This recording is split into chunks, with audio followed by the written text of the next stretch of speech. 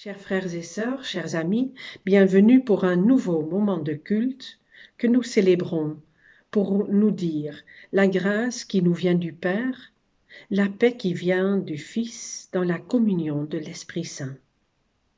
Nous bénissons Dieu avec un louange inspiré des paroles de Grégoire de Nazianze. Nous te bénissons, Père des Lumières. Tu dissipes les ténèbres pour créer un monde lumineux, d'ordre et de beauté qui porterait ta ressemblance. De raison et de sagesse, tu éclairas les humains.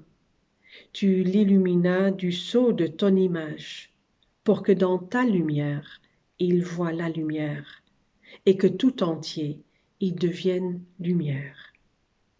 Tu fis briller au ciel d'innombrables lumières, tu ordonnas au jour et à la nuit de s'entendre, à se partager le temps, tour à tour, paisiblement.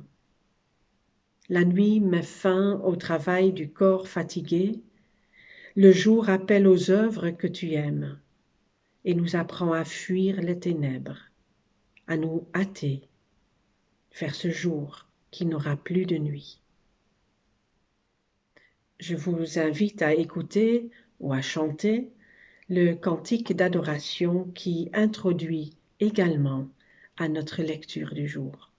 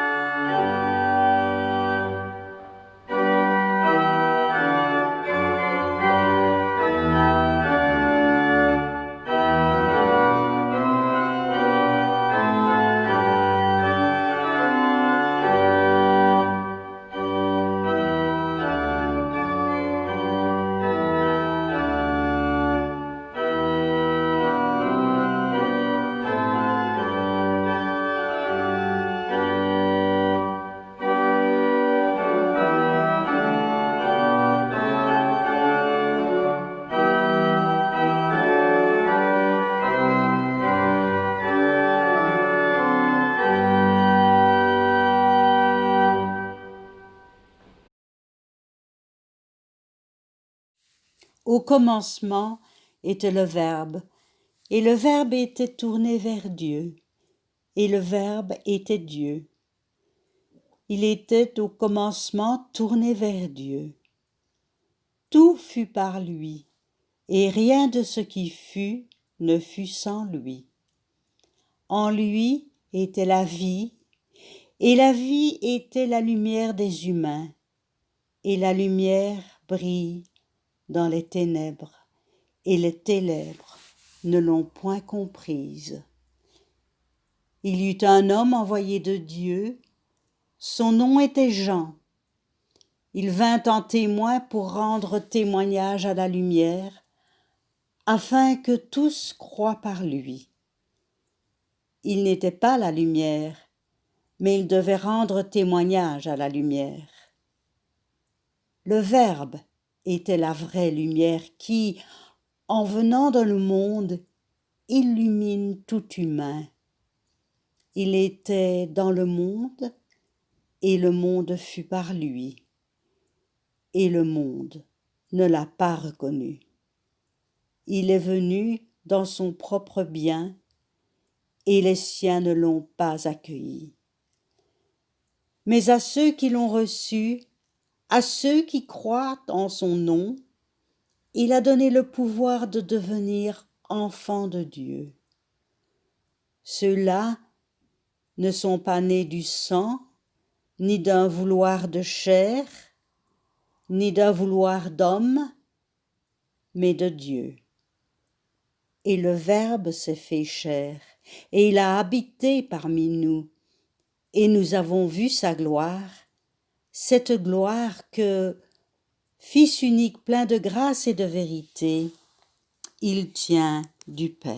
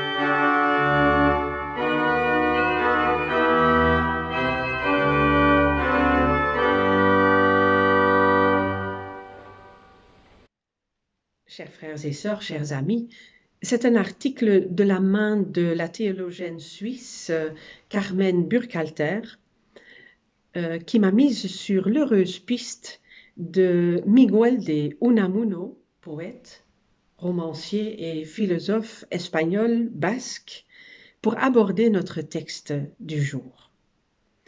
Miguel de Unamuno traversa le dernier tiers du XIXe et le premier tiers du XXe siècle. À 6 ans, il devient orphelin de père et restera seul avec sa mère, qui est très catholique et que, selon Albert Bensoussan et même Bigot, Bensoussan qui rédigea la préface de la nouvelle édition de ses contes aux éditions Gallimard. Étudiant brillant, il occupera le poste de professeur de grec à l'université de Salamanque, dont il deviendra recteur quelques années plus tard, jusqu'à son renvoi en 1914. Enfant, il était témoin de la Troisième Guerre carliste et il mourra quelques mois après le début de la guerre civile en 1936. Et ce, après une vie qu'il aurait qualifiée sans doute de agonique, selon ce mot grec agonia, qui signifie lutte ou combat, car selon Unamuno, chaque histoire, chaque vie est nécessairement traversée par le combat existentiel, seul moyen d'avancer et d'échapper à la non-existence. Entre les deux guerres qui encadrent sa vie, Unamuno assistera à la dictature du général Primo de Rivera, et pour avoir contesté ce pouvoir absolu et abusif, Unamuno connaîtra l'exil aux îles Canaries. Après la chute du dictateur, il retournera en Espagne et retrouvera son poste de recteur lors de la proclamation de la République en 1931.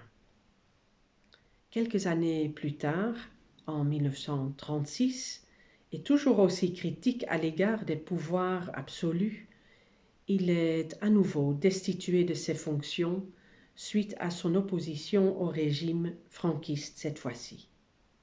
Il mourra quelques mois plus tard. L'homme révolté face au pouvoir absolu, que ce soit celui de l'État ou celui de l'Église, l'homme dont la vie était traversée d'ombres violentes, écrit pour survivre. Et il peuple ses romans et ses contes de gens ordinaire dont il racontera ce qu'il appelle l'intra-histoire.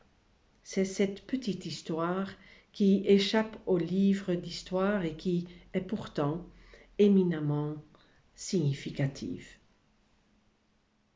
C'est à travers un de ses contes, le bandeau, qu'Unamuno invite à réfléchir ce que pourrait bien être, ce que pourrait bien signifier la lumière et les ténèbres dans notre vie.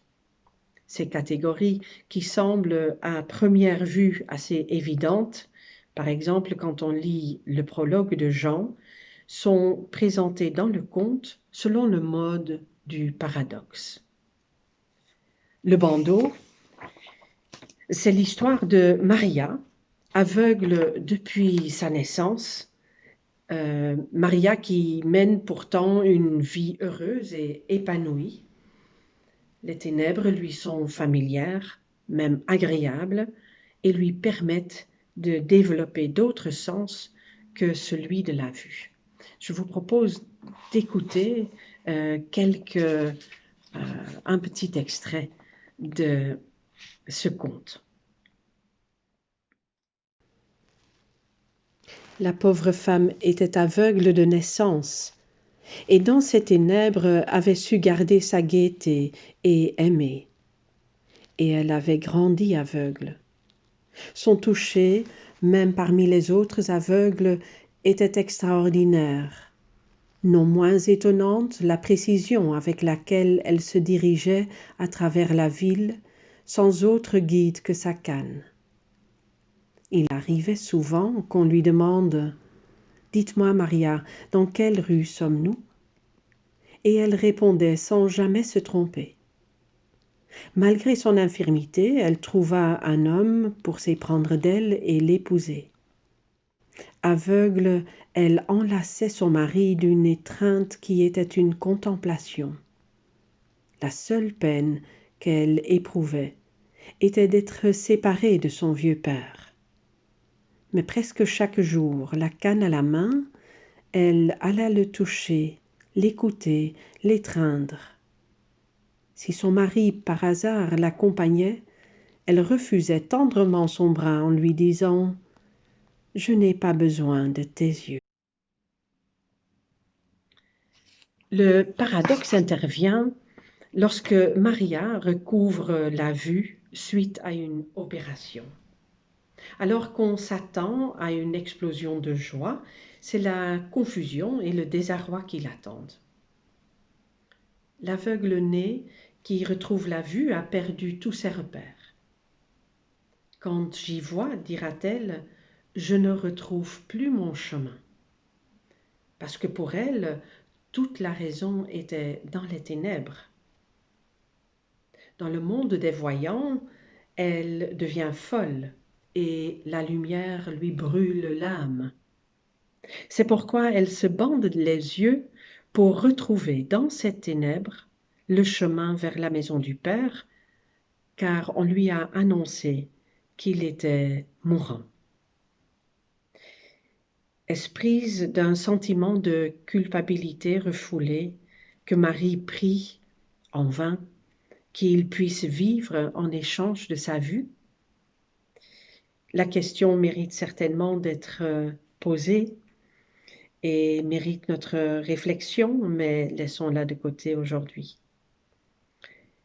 Arrivée au chevet de son père, Maria refuse d'enlever le bandeau. Malgré l'insistance du père, malgré les reproches de son frère, et c'est à ce moment-là que le prêtre intervient, le prêtre qui va l'appeler à la raison. Reprenons encore quelques lignes. Mais est-ce que tu ne veux donc pas voir ton père pour la première et peut-être la dernière fois? Pour le voir, mon père à moi, celui qui a comblé de baisers mes ténèbres, pour le voir justement, je ne veux pas enlever mon bandeau. Et anxieuse, avec ses mains, elle retrouvait son père, le couvrant de baisers. Mais ma fille, répétait machinalement le vieillard. Soyez raisonnable, insinua le prêtre en les séparant. Soyez raisonnable. Raisonnable, raisonnable, ma raison est dans les ténèbres, et c'est là que je vois. C'est alors que le prêtre convoque, en latin, un verset du prologue de l'Évangile selon Jean. Et vita erat lux hominum, et lux in tenebris lucet. La vie était la lumière des hommes, et la lumière brillait dans les ténèbres. On lui arracha le bandeau, et impuissant, Maria assiste à la mort de son père sans même s'en rendre compte, parce que pour voir, elle a besoin de ses ténèbres, elle a besoin de son toucher. Écoutons encore un extrait. C'est lui? Oui, c'est lui, répondit le prêtre en le désignant. Il n'a plus sa connaissance. Moi non plus. Dieu est miséricordieux, ma fille, et vous a permis de voir votre père avant qu'il meure. Oui, mais c'est au moment où lui-même ne me voit plus de ses yeux. La divine miséricorde. Il est maintenant dans les ténèbres, conclut Maria, en s'asseyant sur ses talons, pâle, les bras ballants, regardant le vide à travers son père. Se relevant brusquement, elle s'approcha de son père, le toucha et recula, prise de panique. Il est froid, froid comme la lumière, mort. Une syncope l'étendit sur le sol. Revenue à elle, elle s'empara du cadavre et le couvrit de baisers en répétant « Père, Père, je ne t'ai pas vu mourir. » « Il faut lui fermer les yeux, » lui dit son frère. « Oui, il faut lui fermer les yeux, qu'il ne voit plus, qu'il ne voit plus. Père, Père. » Il est maintenant dans les ténèbres, au royaume de la miséricorde.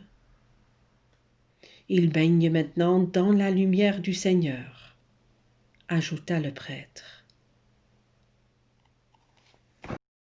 Voici comment Unamuno interroge par le paradoxe les concepts théologiques de ténèbres et de lumière. Entre Maria et le prêtre, c'est l'incompréhension totale. C'est ce qu'on appelle un dialogue de sourds.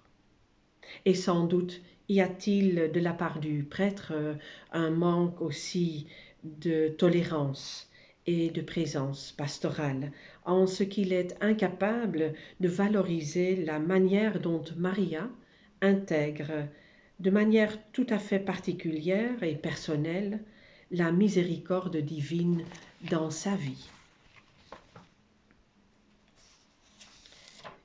Mais qu'est-ce donc pour l'une et pour l'autre la lumière? Et quelles sont les ténèbres qui demandent à être visitées et éclairées par la grâce et l'amour, qui soient divins ou humains? Et on devrait aller plus loin. Où et de quelle manière le Verbe se manifeste-t-il dans notre vie, dans notre monde? Ou, pour reprendre le vocabulaire de Jean, quel est le Verbe, la parole de Dieu que nous avons du mal à accueillir?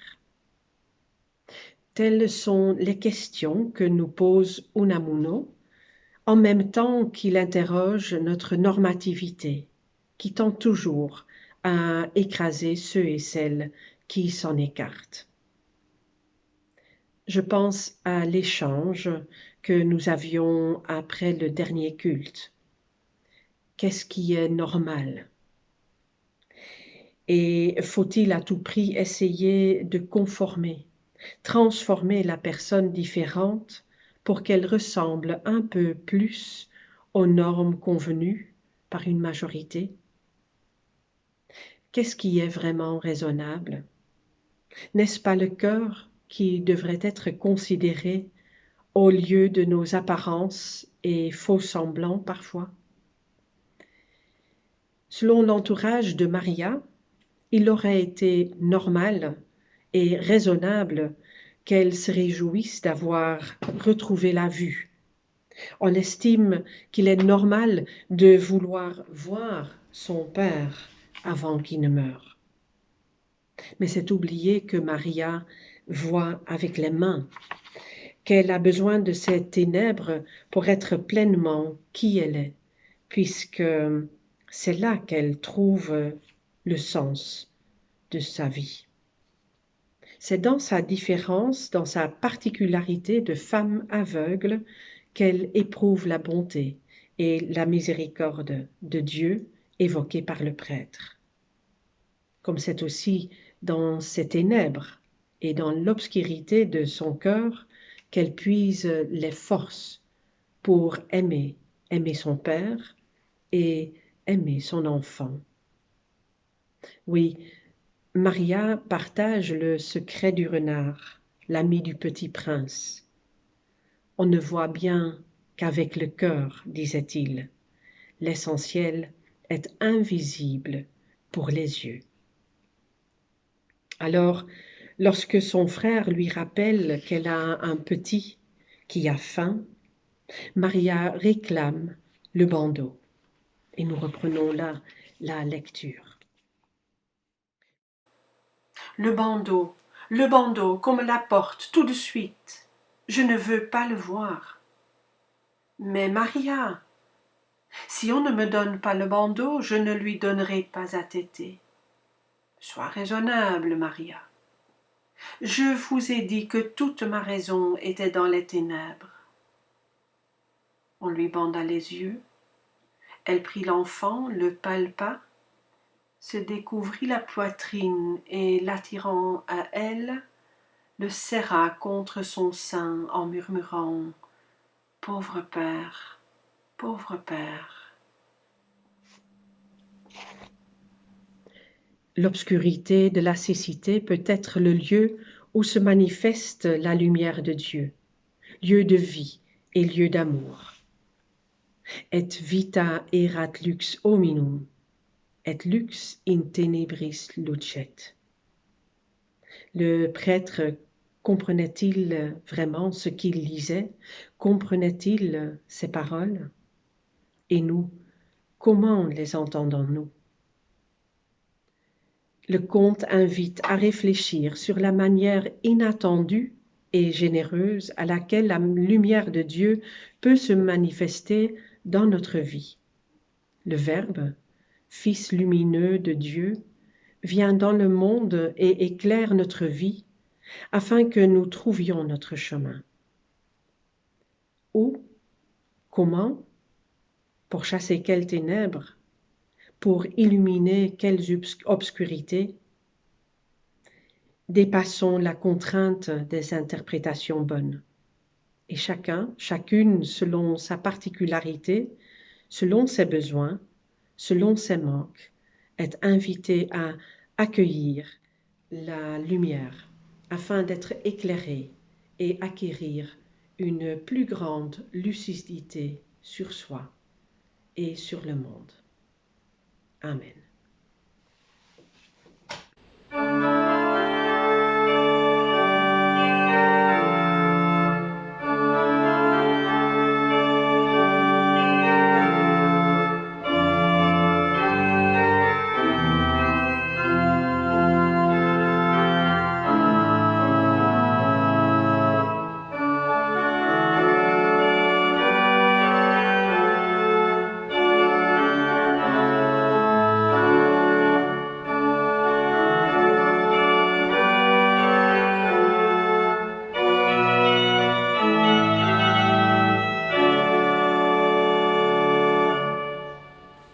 Je vous invite à un moment de prière. Nous voulons confier à Dieu notre monde et nos vies. Nous voulons lui ouvrir les portes de notre cœur afin d'y accueillir la lumière qui vient de lui. Prions. Apporte ta lumière dans les lieux de solitude et de souffrance, qu'elle réchauffe le cœur de ceux et celles que le monde rejette. Apporte la lumière de ta sagesse, afin que nous ne jugions personne pour leurs différences et originalités, afin que nous fassions de la place parmi nous pour les personnes différentes ou porteuses d'un handicap, que nous laissions s'exprimer et que nous entendions ceux et celles que nous avons du mal à comprendre. Apporte ta lumière dans les lieux de solitude et de souffrance au chevet des malades et des mourants, et entoure de ta lumière ceux et celles qui s'enferment dans le silence. Apporte ta lumière dans chaque lieu sur terre où la démocratie est mise en péril par la force des dictateurs, par la force d'oppression et des armes, ou par les cris déchaînés de tous les extrêmes qui traduisent si souvent le désarroi et la désorientation d'un peuple en souffrance. Apporte ta lumière au milieu des haines afin qu'un apaisement et une réconciliation puissent être espérés. Entoure de ta lumière ceux et celles que nous aimons et que nous rencontrons si peu en ces temps de crise. Sois lumière pour nos enfants, petits et grands, étudiants, travailleurs ou chercheurs d'emploi. Que l'avenir ne leur fasse pas peur, qu'ils se savent attendus pour porter, avec leurs aînés, le monde de demain.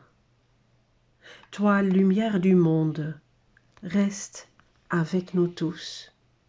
Amen. Au nom du consistoire et au nom du conseil d'administration et son trésorier, je vous remercie pour la fidélité avec laquelle vous continuez de soutenir notre Église, et cela malgré le confinement. C'est toujours dans la joie et le cœur léger que nous pouvons témoigner de notre solidarité par le partage de nos dons. Aujourd'hui, je vous rappelle également que l'entraide protestante liégeoise a besoin de notre soutien. Vous pouvez apporter des vêtements chauds, des chaussures ou encore des couvertures directement au temple de Liège-Lambert-le-Bèg, et cela le lundi matin et début d'après-midi. Vous pouvez également faire un don. Le numéro de compte défilera sur votre écran à la fin du culte.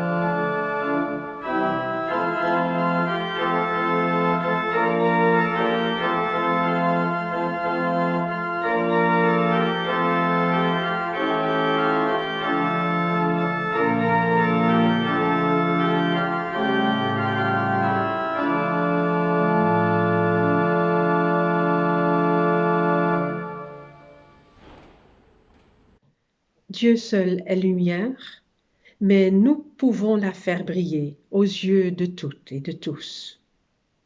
Dieu seul est vie, mais nous pouvons donner aux autres le désir, le goût et la joie de vivre. Dieu seul peut faire ce qui paraît impossible, mais nous pouvons faire ce qui est possible. Dieu seul suffit à lui-même, mais il préfère compter sur nous. Recevez la bénédiction de notre Seigneur. L'Éternel fait rayonner l'habit de lumière dont il revêt chacune d'entre nous. Il vous garde tous en son amour, car l'Éternel est avec vous. Amen.